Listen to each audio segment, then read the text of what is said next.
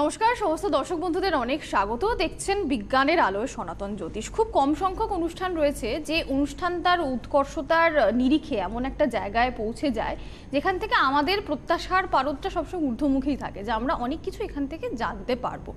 তো বিজ্ঞানের আলোয় সনাতন জ্যোতিষ সেরকম একটি অনুষ্ঠান, এ বিষয়ে কোনো সন্দেহ নেই।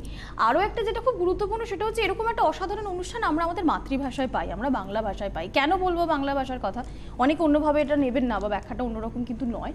এটা হচ্ছে বাঙালিদের মধ্যে একটা অদ্ভুত প্রবণতা আছে, আমরা না ক্রমশ আস্তে আস্তে আমাদের নিজেদের শিকড়টা থেকে সরে যাচ্ছি। একটা অন্ধ অনুকরণ প্রবণতা আমাদের মধ্যে থাকে। এবার আমি জানি না এটা কোনোভাবে আন্তর্জাতিক হয়ে ওঠার একটা ব্যর্থ চেষ্টা কিনা, যে যেখানের যা কিছু রয়েছে সেটা বুঝি অথবা না বুঝি সেটাকে একটা নকল করার প্রবণতা করতে গিয়ে কি আমরা নিজেদের সংস্কৃতিটাকে হারিয়ে ফেলছি। এটা কিন্তু বাঙালি না।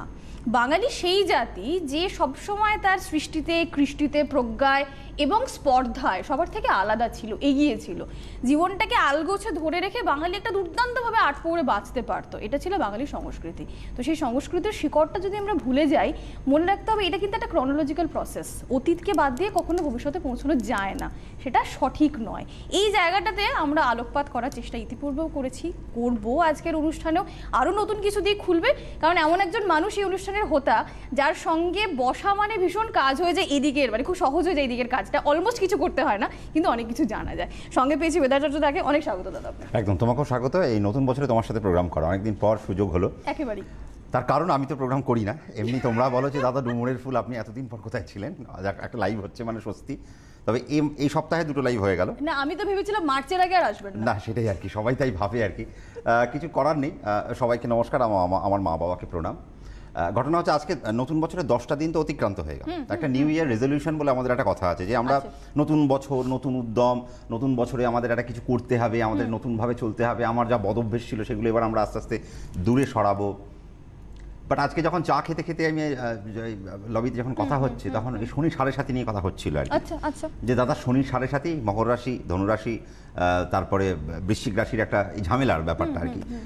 ব্যাপারটা হচ্ছে শনি 7.5কে শুনলে না সবাই একটা সুইসাইডাল একটা সিচুয়েশন তাদের মধ্যে একটা ক্রিয়েট হয়ে যায়, যে শনি 7.5 ঢুকেছে, মনে হয় আমার সব শেষ হতে চলেছে। আমি ভদ্রলোককে বোঝালাম যে শনি 7.5তে আপনি যে বেনিফিটটা গেন করতে পারেন এটা সবার আগে বুঝতে হবে। তার কারণ সবার আগে যেটা দরকার হচ্ছে যে জ্যোতিষশাস্ত্রটা এমন একটা শাস্ত্র, যে শাস্ত্র আপনার বন্ধু। এই শাস্ত্রটি আবিষ্কার করা হয়েছিল মানুষের দুঃখকে কিভাবে আস্তে আস্তে সে লাঘব করতে পারে, এবং সে তার নিজের জীবনের স্ট্র্যাটেজিকে কিভাবে পাল্টে। কারণ দেখো, ভাগ্য তো পরিবর্তন করা যায় না, মানুষের জীবনের শৈলীটাকে বদলানো যায়। অর্থাৎ যেটাকে আমরা ইংরেজিতে বলি স্ট্যাটাস অফ লিভিং। হ্যাঁ, মানে লিভিং স্ট্যাটাসটাকে একটা হাই করা যায়। এবার সেটা কি করতে হবে, আমাকে আমার নক্ষত্রের সাথে, আমার তিথির সাথে, আমার পঞ্চাঙ্গকে কানেক্ট করে সেই জায়গাটাকে আমার ডেভেলপ করতে পারে।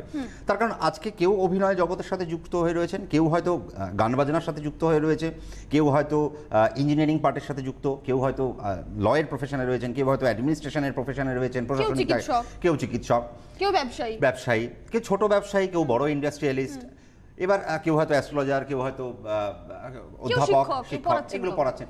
কিন্তু ঘটনা হচ্ছে যে প্রত্যেকটা মানুষের সাথে রিলেশন, মানে আজকে যে শব্দটা আমরা আগের দিন যেখানে আমরা শেষ করেছিলাম, যে মানুষের জীবনে সবচেয়ে বড় ক্ষতিকর একটা বস্তু হয়ে উঠেছে এখন ডিপ্রেশন। যে প্রসঙ্গটা মারাত্মক, যে প্রসঙ্গটা তুমি শুরু করলে, যে কালচার, নিজের কালচার কে ভুলে গিয়ে অন্য কালচার অ্যাডপ্ট করতে গিয়ে কোথাও না কোথাও আমরা হারিয়ে ফেলছি নিজেদেরকে। পুরোটাই হারিয়ে ফেলছি। এবার এর ফলে কি হচ্ছে, আমার হাতে বড় বড় দামি দামি মোবাইল ছোটবেলা থেকে।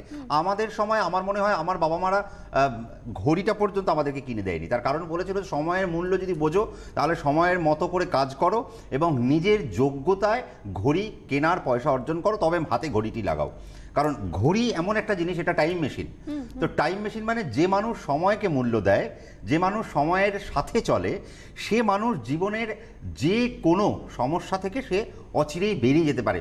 এবার এই বেরোবেন কিভাবে, তাহলে নিজের কালচারকে খুব ভালো করে জানতে হবে। তার কারণ আজকে যেমন সোমা যেমন বলছিল যে আমাদের বাঙালিদের, শুধু বাঙালি কেন, আজকে সারা ভারতবর্ষের এই যে আমাদের এতগুলো অঙ্গরাজ্য, এতগুলো রাজ্য, এতগুলো ভাষাভাষীর মানুষ, এতগুলো খাবার দাবারের একটা অংশ, দিল্লির লোকের একরকম খায়, হরিয়ানার লোকের একরকম খায়, বাঙালিরা একরকম খায়, নর্থ ইস্টের লোকের একরকম খায়, প্রত্যেকটা খাবারের কালচার আলাদা, মরুভূমির লোকের একরকম খায়। কিন্তু দেখো কত স্বাদ এখানে, এই স্বাদ, মানে একটা রিচ কালচারের মধ্যে দিয়ে আমরা আছি, এবং সেটা প্রত্যেকটা কিন্তু সেই অঞ্চলের জলবায়ু তার বৈশিষ্ট্যের সঙ্গে সম্পর্কযুক্ত। আজকে যদি এমনি এমনি হয়নি, বিশেষ করে যদি আজকে কাউকে যদি জিজ্ঞেস, কোনো একটি ব্যক্তিকে জিজ্ঞেস করা হয় সত্যমেবে জয়তে, আমরা একটা কথা বলি না সত্যমেবে জয়তে, তো এই ভাষাটা আমাদের এখানে আসলো কি করে, আমাদের কোন জায়গায় লেখা রয়েছে? এবং এটা আমি কালকে যখন পড়াশোনা করছি তখন আমি দেখলাম মার্কেন্ডেয় পুরাণের 149 নম্বর পংক্তির একটি অংশ আছে, ফোনে আছে, ঠিক আছে আমি নিচ্ছি। তো মার্কেন্ডেয় পুরাণের 149 নম্বর একটি পংক্তি, যেখানে সত্যমেবে জয়তের পুরো একটা কবিতা লেখা আছে 4টে লাইনের। আচ্ছা, সেইখান থেকে সত্যমেবে জয়তে উঠে এসছে। এবং মানে আমাদের দাদা, আমাদের যিনি টেকনিশিয়ান দাদার সাথে এক্ষুনি আলোচনা হচ্ছিল যে আমাদের কয়েনের মধ্যেও সত্যমেবে জয়তে লেখা থাকে, এবং সেখানে 3টে সিংহের মূর্তি দেওয়া থাকে। কেন থাকা 3টে সিংহ মূর্তি কেন? কারণ সত্যমেবে জয়তে কেন টাকার মধ্যে এসছে, তার মানে তুমি যদি সততার সাথে, সদাচারের সাথে যদি তুমি জীবনকে যাপন করো, তুমি যদি মানুষের সাথে বিহেভ করো, তাহলে সে সৎ পথে সে উপার্জন করতে পারবে। এবার 3টি যে সিংহের ক্যারেক্টার কি? তার যখন খিদে পায় তখন সে খায়। মানুষের ক্যারেক্টার কি? তার খিদে মেটার পরেও সে অন্য আরো চায়, যে আমি কালকের খাবার, পরশুর খাবার, এ বছরের খাবার আমি স্টক করব। এটা সিংহের ক্যারেক্টার। তার মানে সিংহ হচ্ছেন রয়্যাল, সে জানে তার মানে আমাকে রয়্যাল হতে হবে, আমাকে আমার গুণে সম্পন্ন হতে হবে, আমাকে বিদ্যায় সম্পন্ন হতে হবে। এই কথাগুলো বলার অর্থ কি? দেখো, এই কথাগুলো বলার অর্থ হচ্ছে যে মানুষ কোথাও না কোথাও জ্যোতিষশাস্ত্রকে আস্তে আস্তে একটা খারাপ চোখে দেখতে আরম্ভ করেছে। তার কারণ মানুষ, যেমন আমার বলতে যেমন খারাপ লাগে, অনেকে এসে বলে দাদা আমার যেন থানা পুলিশ উকিল যেন না হয়, তার কারণ মানুষ ভয় পায়, ওখানে গেলে তার সর্ব অর্থ নষ্ট হয়ে যাবে, মান সম্মান, প্রেস্টিজ নষ্ট হয়ে যাবে। আর মানুষ উকিল প্রশাসনের থেকে এখন জ্যোতিষকে বেশি ভয় পায়, তার কারণ জ্যোতিষীরা এখন চেম্বারে ঢোকা মাত্রই এতগুলো ভয় দেখিয়ে দেবে। আর এতগুলো ভয় যখন আপনার দিকে ছুঁড়ে মারবে, তো ন্যাচারালি আপনি তো এমনি রুগ্ন অবস্থায় গেছিলেন, তারপরে তো আর বাড়ি ফিরতে মানে স্ট্রোকটাও হয়ে যাবে। ভয়ের প্যাকেজ আছে, ভয়ের আবার প্যাকেজ আছে বিভিন্ন রকম, হ্যাঁ, ছোট মাঝারি বড় ভয়, হ্যাঁ সে তো আছে। তার মধ্যে কেউ তিলক লাগাবে, কেউ ময়ূরকে করবে, তো আছে এসব নানা। কিন্তু অ্যাস্ট্রোলজিকে নিজের জীবনের সাথে কানেক্ট করতে শিখুন। 2টো করে প্রশ্ন অ্যাস্ট্রোলজারের কাছে আনুন এবং অ্যাস্ট্রোলজারকে জিজ্ঞেস করুন আমার এই 2টি প্রশ্ন, এই 2টি প্রশ্নের মধ্যে আমি কিভাবে সেটাকে আমার ছকটাকে আমি আমার লাইফের সাথে কানেক্ট করব।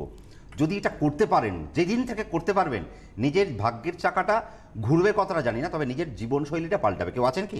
দেখে নাও। আছেন একজন। নমস্কার আপনাদের দুজনকে। হ্যালো হ্যালো, হ্যাঁ নমস্কার, একটু জোরে বলতে হবে। আমি বর্ধমানের এখান থেকে বলছি। হ্যাঁ নমস্কার। আমার মেয়ের সম্বন্ধে একটু জানতে চাই। নিশ্চয়ই নিশ্চয়ই। কি নাম আপনার দিদি? আমার মেয়ের নাম সোমা। সোমা, আচ্ছা বলুন। এক সোমা আমার পাশে, আর আপনার বেশ বেশ বেশ। 1978। হ্যাঁ 1978, 11 অক্টোবর। 11ই অক্টোবর 1978, 4:50 বিকেল 4:50। কোথায় হয়েছে দিদি ভাই জন্মস্থান? বর্ধমান জেলা কালনা। বর্ধমান জেলাতেই হয়েছে। কি বার ছিল দিদি? ওটা বুধবার। বুধবার ছিল, বেশ। মীন লগ্ন, মকর রাশি, এটা তো আপনি জানতেন? হ্যাঁ নিশ্চয়ই জানি। তার আগে আপনাকে তো হ্যাপি নিউ ইয়ার বলা হয়নি, শুভ নববর্ষ আপনাকে। হ্যাপি নিউ ইয়ার আপনাদের দুজনকেও। আপনাকে এবং আপনার পরিবারের সকলের তরফ থেকে, মানে আমার ঈশ্বরের কাছে প্রার্থনা রইল এই নতুন ইংরেজি নববর্ষটা যেন আপনাদের অনেক ভালো যায়, মানে ধনধান্যে পুষ্পে ভরার মতো হয়ে ওঠে যেন। হ্যাঁ নিশ্চয়ই। আর আপনার কাছে গেছি, আর আজকে আমার ফোন ধরার একটাই উদ্দেশ্য। হ্যাঁ, আমি বলতে চাই আমার সবথেকে মানে জ্যোতিষদের সবথেকে মানে উঁচু আসনে আপনাকে বসিয়েছি আমি। খবরদার না দিদি, কিচ্ছু পারি না, বিশ্বাস করুন, আমি এখনো কিচ্ছু শিখিনি। কেননা আমি আমার নাতনির জন্য গেছি, আমি বেছে বেছে আপনার কাছেই গেছি, উপকার পেয়েছি। তাই কবে গেছিলেন? ওটা বর্ধমান দেখিয়েছি। ও আচ্ছা আচ্ছা আচ্ছা, কি নাম ছিল ওর? বিদিশা। ও আচ্ছা। বিদিশা কতদিন আগে? এই 1 বছর আগেই দেখি। 1 বছর আগে। এবারে 12-এ পরীক্ষা দেবে। আচ্ছা, কেমন পড়াশোনা করছে? ভালো করছে, এখন ভাগ্য কতটা নিয়ে যাবে সেটাই আশা। ভাগ্য বলে কিছু নেই, ভাগ্য অল্প 5%। আমেরিকানরা বলে ভাগ্য 5% আর 95% হচ্ছে প্রচেষ্টা। ভাগ্য বলে কিছু নেই। আমি অ্যাস্ট্রোলজার বেদাচার্য, আমারও ভাগ্য তখনই শেষ হয়ে যাবে যদি আমি না কাটি। হ্যাঁ নিশ্চয়ই। কি বল, আমি ভালো জ্যোতিষী, কিন্তু আমি আমি বাড়িতে ঘুমিয়ে রয়েছি, আমি চেম্বারে যাচ্ছি না, আমার কোনো কাজ হবে না। ভালো জ্যোতিষী, ভালো, খুব ভালো জানে, কিন্তু লোক নেই। হ্যাঁ সে তো নিশ্চয় পরিশ্রম না করলে কিছু পাওয়া যায় না। আচ্ছা, আপনার মেয়ের মীন লগ্ন, মকর রাশি, শ্রবণা নক্ষত্রে জন্ম। হ্যাঁ। প্রথম কথা বলে রাখি, শ্রবণা নক্ষত্র নিয়ে আপনাদের এখন একটা ঝামেলা যেটা চলছে যে দাদা এখন অনেকেই মকর রাশির যারা আসে তারা এসে প্রথম প্রশ্ন আমার কাছে ছুড়ে দেয়, প্রথমেই আগে একটা ছুড়ে দেয় বন্দুকের গুলি করার মতো, যে দাদা 7:30 শুরু হয়ে গেছে, কি করব, মানে কি ভয়। শ্রবণা আমি নক্ষত্র অত ভয় পাই না, আপনার কথাবার্তা শুনে আমার খুব ভালো লাগে, বেশ, আমি ভয় পাই না। যাক, আমি এইরকম এক দুজনকে যদি মানে জাগ্রত করতে পারি, আপনি আরো দুজনকে এরকম ভাবে করতে করতে হয়তো সারা পৃথিবীর মানুষকে না পারলেও সারা ভারতবর্ষের ওই 120 কোটির মধ্যে 1 কোটিকে পারলে যথেষ্ট আমার। হ্যাঁ হ্যাঁ দিদি কি বললেন? আমি আবার শীঘ্রই যাব, কিন্তু একটু মেয়ের বিষয়ে জানতে চাই। হ্যাঁ নিশ্চয়ই, শুক্লপক্ষের দশমী তিথিতে জন্ম। দেখুন দশমী তিথি মানে আমি আগের দিন দশমী তিথি নিয়ে আলোচনা করেছি যে দশমী তিথি একটা ভালো তিথি, অর্থাৎ 10 দিক যার সুন্দর, এই 10 দিকের মধ্যে যে প্রথম যে দিক অর্থাৎ মানে উদারভার সাথে ব্রহ্মা স্বয়ং নিজে বিয়ে করেছিলেন, আর বাকি 9 জনের সাথে কারোর সাথে ইন্দ্রের বিয়ে দিয়েছেন, কারোর সাথে যমের বিয়ে দিয়েছেন, কারোর সাথে বায়ুদেবের বিয়ে দিয়েছেন, কারোর সাথে কুবেরের বিয়ে দিয়েছেন, এরমভাবে চলেছে 9টা দিক। তার মানে এই যে 10 দিক অর্থাৎ দশমী তিথি, শুক্লপক্ষের দশমী, তার মানে চন্দ্রের থেকে সূর্যের দূরত্ব 10 স্টেপ ছিল। হ্যাঁ, যেদিন ওর জন্ম হয় বিজয়া দশমী ছিল। তার মানে দেখুন ওর কোয়ালিটি এই জায়গা থেকে খুব ভালো। গরিজকরণ মানে আমি আবারও বলি বৃহস্পতির করণ। তার মানে বৃহস্পতির করণে যারা জন্ম হবে তাদের সাধারণভাবে তাদের এডুকেশন কোয়ালিফিকেশন অত্যন্ত ভালো হওয়া উচিত। তাদের হ্যাঁ সেটা আসছি, এটা আগের দিনের এই আমি মঙ্গলবারে প্রোগ্রাম করলাম, এক ভদ্রমহিলা বোলপুর থেকে ফোন করেছিলেন। আপনার প্রোগ্রাম একটাও ছাড়ি না আমি। না সে তো ঠিক। এই মঙ্গলবার দিন প্রোগ্রাম করেছিলাম, বোলপুর থেকে এক ভদ্রমহিলা ফোন করেছিলেন, তার মেয়ে বিশ্বভারতীতে পড়া সত্ত্বেও তার মেয়ের পড়াশোনাটা এখন সংকটে পড়ে রয়েছে। কেন?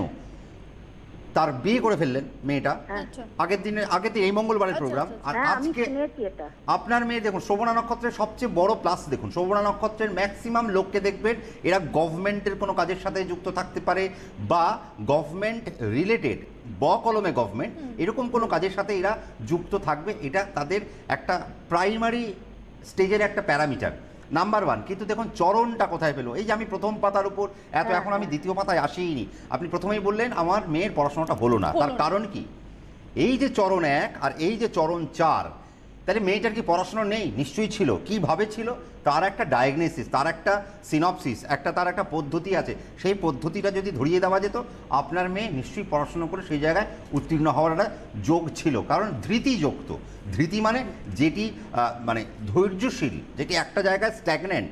আর 4th পার্টে যাদের জন্ম হয় দেখে রাখবেন আপনি যদি কাউকে একটু খেয়াল করেন, আপনারা তো আমার প্রোগ্রাম দেখে অভ্যস্ত, আপনারা এখন তো মোবাইলে অ্যাপ পাওয়া যায়, তো সবাই একটু দেখে নেবেন যে 1 চরণ আর 4 চরণে যাদের জন্ম হয় তাদের সবসময় জীবনের যে উন্নতিটা একটা সার্টেন পিরিয়ডের পরে, অর্থাৎ সেকেন্ড হাফে এদের উন্নতি, ফার্স্ট হাফে এদের কোনো উন্নতি নেই। আচ্ছা হ্যাঁ, কি বললাম দিদি বুঝেছেন তো? হ্যাঁ বুঝেছি। এবার শুক্লপক্ষের দশমী তিথি, তার মানে দেখুন এখানে ম্যারেজকেও ইন্ডিকেট করছে। হ্যাঁ ওইটা নিয়েই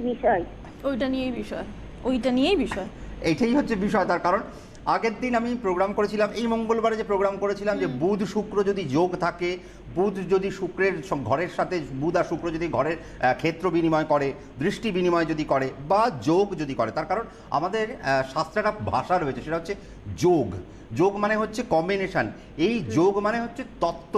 তাহলে আমার শরীরের মধ্যে কোন তত্ত্ব, আমার শরীরের কোন তত্ত্ব নেগেটিভ, আমার শরীরের কোন তত্ত্ব পজিটিভ, অর্থাৎ যেটাকে আপনারা বলেন ভাইব্রেশন। সবার সাথে আমি বলি যে একটা মেয়ের জীবন খারাপ হয়ে গেল বিয়ের পর, একটা ছেলের জীবন বিয়ের পর খারাপ হয়ে গেল, মেয়েটা খারাপ না ছেলেটা খারাপ, কেউ খারাপ নয়, তাদের ভাইব্রেশন মিলল না, তাদের মেন্টাল ম্যাচ হলো না, তার কারণ তত্ত্ব আলাদা। এই তত্ত্বকে আগে জোর দিতে হবে, এই কম্বিনেশনের উপর জোর দিতে হবে। শুধু মাঙ্গলিক 7.5 এইসব নিয়ে বলে লাভ নেই, শুধু ওই লগ্নভঙ্গ কালসর্প অমুক কালসর্প এইসব বলে লাভ নেই, আমাকে মেন পার্টে আসতে হবে। এই যে দশমী তিথি নিয়ে বলার পরে যখন আমি বললাম যে এদের ম্যারেজ লাইফকে কিছু ইন্ডিকেশন দিচ্ছে, তার মানে আপনাকে বুঝতে হবে যে একটাই তো দিক, তো একটা ব্রহ্মার কান থেকে তার সৃষ্টি হয়েছিল দিকের, এই দিককে তিনি 10 ভাগে ভাগ করলেন, ভাগ করে 10 জনের সাথে বিয়ে দিলেন। তার মানে একটি নারীর 10টি পুরুষ, হ্যাঁ তাই তো দাঁড়াচ্ছে। তাহলে কি বিবাহ ভালো হলো না খারাপ হলো? তাই তো দিদি ভাই। বুধ শুক্রের সাথে বসে রয়েছে, ব্যভিচার যোগ। আমি আগের দিন মঙ্গলবার দিন ঠিক এই বিষয় নিয়ে আলোচনা করলাম। আমি শুনেছি। আরো একটা জিনিস আপনাদেরকে আলোচনায় এর বহু আগে একটা প্রোগ্রামে করেছিলাম যে চন্দ্র বা রবি যদি সপ্তমে থাকে তাহলে তাদের বৈবাহিক জীবন ভীষণভাবে খারাপ হতে পারে। রবি যদি লগ্নের সপ্তমে থাকে তাহলেও তাদের বৈবাহিক জীবন খারাপ হতে পারে। তার মাইথোলজিক্যাল কানেকশন আমি আপনাদেরকে ধরিয়ে দিয়েছি। আপনার মেয়ের দেখুন রবি রাহু যুক্ত, তার মানে রাহু কতটা প্রবল, লগ্নে কেতু বসে রয়েছে, ফ্রাস্ট্রেশন, ডিপ্রেশন থেকে সুইসাইডাল টেন্ডেন্সি, নিজেকে শেষ করে দেবো, সমাজে আমার কোনো জায়গা নেই, ইত্যাদি ইত্যাদি জায়গাগুলো চলে আসে। চরম অবসাদ, হ্যাঁ চরম একটা অবসাদ। কি হবে, কি ডিভোর্স হবে না সংসার হবে?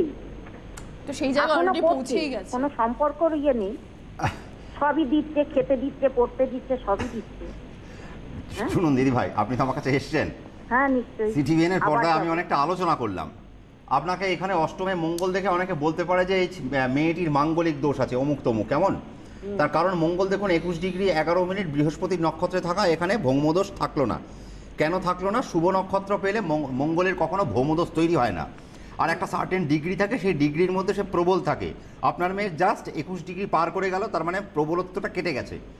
যদি প্রবল ভাবটা থাকে সেটা নষ্ট হয়ে গেল, কিন্তু সমস্যা করে দিল রবি, আর সমস্যা করে দিল বুধ এবং শুক্র। এই দুটো জায়গাকে যদি আপনি একটু চারিত্রিকভাবে যদি একটু দেখান, একটা পার্সোনাল একটা অ্যাস্ট্রোলজারের কাছে গিয়ে যদি দেখান, আমার মনে হয় দিদিভাই আপনি একটা গুড রেজাল্ট পেতে পারেন। আপনার মেয়ের সাথে যার বিয়ে হয়েছে না, সেই ছেলেটি খারাপ, আপনার মেয়েটি খারাপ, কেউ খারাপ নয়। দশচক্রে ভগবান ভূত হয়, এখানে তাই ভাইব্রেশনটা ম্যাচ করে। ভালো পাইনি দিদি ভাই একটু জোরে বলুন। ভীষণ খারাপ, ভীষণ খারাপ। হ্যাঁ দিদি ভাই আরেকবার জোরে বলুন। ফ্যামিলিটা ভীষণ খারাপ, ফ্যামিলিটা ভীষণ খারাপ। তার কারণ কি? ব্যভিচার যোগ। তার মানে কি? যার সাথে অন্যায় বা যার সাথে অবিচার হবে, তাহলে এর প্রতিকার কি? আর তারপরে দেখুন 4 চরণ, তার মানে কি? সেই 4 চরণ, তার মানে একটা তো ফ্রাস্ট্রেশন, একটা তো ডিপ্রেশন থাকছেই। আবার দেখুন দশমী তিথি, এক নারীর 10 স্বামী, ব্যাপারগুলো বুঝে নিন, মানে এগুলো অনেক কানেক্ট করে। এবার আপনার মেয়েকে যদি আপনি এই জায়গার থেকে নিয়ে, আমার মনে হয় তাকে যদি ওয়ার্কিং ফিল্ডে নিয়ে আসতে পারতেন, সেই যদি কর্মরতা হতো, আরও অনেক বেশি ফ্লারিশ করতো। নিজে দশমী তিথি তো, তার মানে সে 10 দিককে জয় করতে পারে। তাহলে এই উপাদানটা যদি আপনি আপনার মেয়ের মধ্যে আনতে পারতেন, আমার মনে হয় আপনি সবচেয়ে, মানে কি বলবো, সবচেয়ে হ্যাপি মা হতেন। কি বললাম দিদি ভাই, বুঝেছেন তো? এখানে যাই হোক, মানে ডিমোরালাইজড হওয়ার কোনো ব্যাপার নেই, বিষাদ হওয়ার কোনো ব্যাপার নেই। এই জায়গাগুলোকে বুঝতে হবে, এই জায়গাগুলোকে চিনতে হবে। একটা কথা জিজ্ঞাসা করি আপনাকে, থামিয়ে, আমি বলছি যে ওর কি ডিভোর্স হওয়ার চান্স আছে? আমি একটা কথা বলি, এখানে শোনার দরকার নেই দিদি ভাই, কারণ কি আপনার পাশের বাড়ির লোক শুনছে, অমুক শুনছে। আমি তো এখান থেকে আপনাকে একদম প্রমিনেন্টটাই বলবো যে হ্যাঁ এটাই হবে, কিন্তু ঘটনা হচ্ছে যে সেটা লোক সমক্ষে আলোচনা করব না। আমি আপনার মেয়ের চার্টটা অ্যানালাইসিস করলাম, দ্যাটস অল। দেখবেন আমি টিভির পর্দায় হয়তো একটাই ফোন নিই, বেশি ফোন নিই না। তার কারণ হচ্ছে আমি পার্সোনাল লাইফটাকে পাবলিক করতে চাই না, পাবলিক অ্যাপিয়ারেন্সে আনতে চাই না। অনেকে এখানে বসে 5-10টা করে ছক দেখছে, কি লাভ? আপনার পাশের বাড়ি দেখছে, তার পাশের বাড়ি দেখছে। আমি একটা ছক নিয়ে বোঝাবো, এই একটা ছক 100টা ছকের সমান। যারা যারা বোঝার ক্ষমতা রয়েছেন তারা আমার সাথে কানেক্ট করবেন, যারা বোঝার ক্ষমতা নেই তারা কানেক্ট কারোর সাথেই করবে না। ঠিকই, ব্যাপারটা বোঝাতে পারলাম না? একদমই একদমই। তার কারণ আমি একাদশী তিথি নিয়ে আজকে ভেবেছিলাম একটু কিছু বলবো, কিন্তু আগের দিন আপনারা বললেন যে দাদা আপনার চেম্বারগুলো আপনি একবার অ্যানাউন্স করেননি, তো আগে সমাধান করব সেটা আগে, কারণ আমি বলতে শুরু করলে আর থামি না। না, আমি বলে দেবো, মাঝখানে চেম্বারের কথা বলবো, বিশেষ করে আপনাকে বলবো, সত্যিই তাই, নিজেদের ব্যক্তিগত সমস্যাগুলো যতটা পাবলিক না করবেন ততটাই ভালো। আপনি বর্ধমান থেকে যেরকম ফোন করেছেন, তো বর্ধমানে কিন্তু এই মাসেরই 17 তারিখ থাকবেন বেদাচার্যদা, আপনারা যোগাযোগ করে নিতে পারেন। তার আগে আমি কৃষ্ণনগরে কথা বলবো, কারণ 14ই জানুয়ারি কৃষ্ণনগর চেম্বারের জন্য আপনারা একবার যোগাযোগ করে নিন। 15ই জানুয়ারি বহরমপুরে থাকছে চেম্বার, 16 তারিখ দুর্গাপুরে সময় দেবেন দাদা, 17ই জানুয়ারি বর্ধমানে থাকবেন বেদাচার্যদা, মেচেদায় আপনারা পাবেন 19শে জানুয়ারি, মালদায় আপনারা 21শে জানুয়ারি যোগাযোগ করবেন, কোচবিহারে 22শে জানুয়ারি যোগাযোগ করুন, শিলিগুড়িতে থাকছেন 23শে জানুয়ারি, হাতিবাগানে থাকবেন ফেব্রুয়ারি মাসের 2 তারিখ। আমি জানুয়ারিগুলো আরেকবার বলে দিই, কৃষ্ণনগরে 14 তারিখ একেবারে সামনে, 15ই জানুয়ারি বহরমপুর, 16ই জানুয়ারি দুর্গাপুর, 17ই জানুয়ারি বর্ধমান, 19শে জানুয়ারি মেচেদা, 21শে জানুয়ারি মালদা, 22শে জানুয়ারি কোচবিহারে থাকছেন দাদা, এবং 23শে জানুয়ারি থাকবেন শিলিগুড়িতে। হাতিবাগানে ফেব্রুয়ারি মাসের 2 তারিখে চেম্বার পাবেন। আপনাদের জন্য গুয়াহাটিতে চেম্বার থাকবে ফেব্রুয়ারির 4 তারিখ, ফেব্রুয়ারির 5 তারিখ আগরতলাতে থাকছে চেম্বার, এবং 7ই ফেব্রুয়ারি পাবেন আপনারা জামশেদপুরে। আর প্রত্যেক রবিবার দক্ষিণেশ্বরে চেম্বার থাকে, প্রত্যেক শুক্রবার গড়িয়াহাটে চেম্বার থাকে। আর নতুন সেশনের জন্য তো বোধহয় এখন চলছে, হ্যাঁ এখন অ্যাডমিশন চলছে, তার কারণ এখন দাকসায় যে ভর্তি। তবে আমার কিছু ক্রাইটেরিয়া আছে, অনেকেই ফোন করে, অনেকে এসে ফিরে যায়, দাদা আপনার এখানে ইনস্টিটিউটে আমি অ্যাডমিশন নিতে পারলাম না, তার কারণ আমি কিছু ক্রাইটেরিয়া আমি নিজে একটু একটু খেয়াল করি। একটা মিনিমাম ন্যূনতম একটা শিক্ষাগত যোগ্যতা ছাড়া আমি অ্যালাউ করি না। হয়তো আশেপাশে অনেক ইনস্টিটিউট আছে, আপনারা সেখানে নিশ্চয়ই কানেক্ট করতে পারেন, কিন্তু আমার এখানে হতে হলে আপনি আগে দেখে নেবেন যে আপনার ন্যূনতম যোগ্যতাটা আছে কিনা, বা আমার হেল্পলাইনে ফোন করুন, সেখানে তারা আপনাকে ডিটেলস বলে দেবে। নাম্বার 2 সেটা হচ্ছে শিলিগুড়ি, দক্ষিণেশ্বর এবং শ্যামবাজার, এই 3টে জায়গাতেই ফেব্রুয়ারি সেশনের জন্য ভর্তি চলছে। লিমিটেড সিট, আমি 10 জনের বেশি অ্যালাউ করি না। আমার প্রত্যেকটা জায়গাতেই 10 জন থাকে, 10 জনের বেশি 11 জন আপনি দেখতে পাবেন না। তো সেই জায়গার জন্য আপনি তাড়াতাড়ি সেই জায়গাটায় কল করুন, কল করে নিজের জায়গাটা আগে সিকিউর করার চেষ্টা করুন, কিন্তু শর্তাবলী বা টার্মস অ্যান্ড কন্ডিশন অ্যাপ্লাইড আগে জেনে নিন। 2 নম্বর কথা এটা চলে গেল। এবার 3 নম্বর কথা, যেটা আমি আগের দিন মঙ্গলবারের প্রোগ্রামে আপনাদেরকে বলেছিলাম যে আমি একটা বড় কিছু আনতে চলেছি। আমার যারা ইভেন্ট ম্যানেজমেন্ট দেখে বা আমার যারা ইভেন্টের যারা কাজকর্ম করে, তারা এই জায়গাটা আরও আপনাকে ফ্লারিশলি বলতে পারবে। সেটা আপনারা হেল্পলাইন নাম্বারে ফোন করলে পাবেন। মার্চ মাসের 1 তারিখের পর থেকে এই হেল্পলাইন নাম্বারটা খুলবে, আমরা সেই হেল্পলাইন নাম্বারের নাম্বার টিভিতে আমরা প্রোভাইড করে দেবো। যারা বাচ্চা আছে, অর্থাৎ ক্লাস 8-এ পড়ে, ক্লাস 9-এ পড়ে, ক্লাস 10-এ পড়ে, ক্লাস 11-এ পড়ে, ক্লাস 12-এ পড়ে, এই 5খানা যে শ্রেণী, এই 5খানা শ্রেণী ছাত্রছাত্রীদের নিয়ে আমি 2 দিন ব্যাপী একটি সেমিনার করব। সেখানে শুধু একটি আপনার সন্তানের সাথে বাবা মা ছাড়া আর কেউ অ্যালাউড নয়, আর অন্য কেউ অ্যালাউ হবেন না। এবং তার কি শর্তাবলী এবং সেখানে কটা সিট আছে আপনারা সেই জায়গাটাকে রিজার্ভ করতে পারবেন। আর যদি রিজার্ভেশনের জন্য আপনারা ইন্টারেস্টেড থাকেন, কলকাতার মধ্যেই হবে। এবং আমি সেই বাচ্চাগুলোকে একটুখানি, আপনারা যেমন বলেন না যে দাদা আমার ছেলে পড়াশোনা করছে না, আপনারা এসে বলেন দাদা আমার ছেলেকে আমি একটু ডাক্তার করতে চাই, আমার ছেলেকে ইঞ্জিনিয়ারিং করতে চাই, কিন্তু সবার আগে দেখে নিতে আমি আগের দিন বলেছি যে আপনার বাচ্চাটা কি চায় সেটা আগে দেখুন। এই যে এইমাত্র যে ভদ্রমহিলা ফোন করলেন দশমী তিথি, কোথাও না কোথাও তার চার্টের ঠিকঠাক অ্যানালাইসিস হয়নি, তাই তিনি আমাকে ফোন করে দশমী তিথির ব্যক্তিকে নিয়ে আমার সামনে বসে রয়েছেন। কিন্তু এই মেয়েটিকে যদি সেইভাবে গাইড করা হতো, এ দেশ ও দশের মুখ উজ্জ্বল করতে পারত। তার ক্রাইটেরিয়া, তার পেরিফেরি আলাদা, সেটা ছোট বয়স থেকে করতে হয়। আর যারা ভুলভাল ওই মাঙ্গলিক কালসর্প এইসব ভুংচুং আলোচনার জন্য আমার কাছে আসতে চান, তারা দয়া করে আমার কাছে এসে আমার সময়টা নষ্ট করবেন না।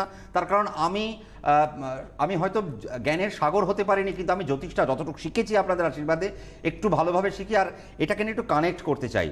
এই ছাত্রছাত্রীগুলোকে নিয়ে আমি একটু বসতে চাই, যাতে আপনার ছেলের কি কম্বিনেশন আছে আপনার ছকে, সেটা ওইখানেই হবে।